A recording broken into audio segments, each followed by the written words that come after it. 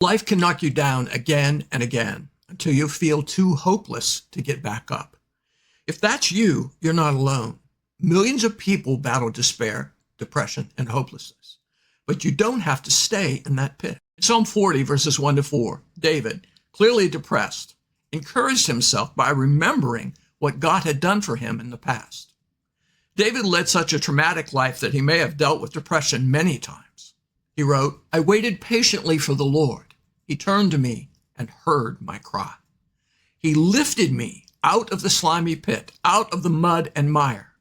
He set my feet on a rock and gave me a firm place to stand.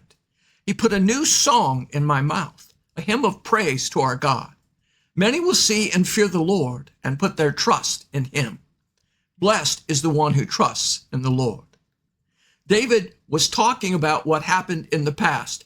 He clearly, by the end of Psalm 40, has not resolved the current situation he's in, but he's remembering what God has done for him in the past, and he's believing God will do it again.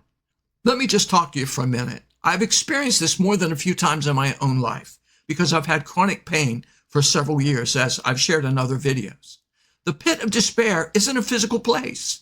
It's a place in your brain. Escape the pit of despair by renewing your mind with God's word.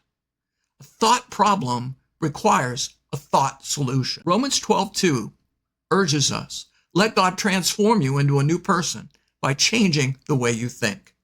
Other translations say that God transforms us by renewing our minds. Verse 2 promises God will give you a firm place to stand, a rock. Replace hopelessness and fear with God's truth and promises. They are eternal, unchanging, the rock upon which we stand, our firm foundation. They're more real than your fleeting circumstances. Often, once we've dealt with this psychologically, we can walk out of the physical circumstances that cause our despair. But first, we must defeat the despair in our minds and hearts. And God will do that as you stand on his truth and his promises.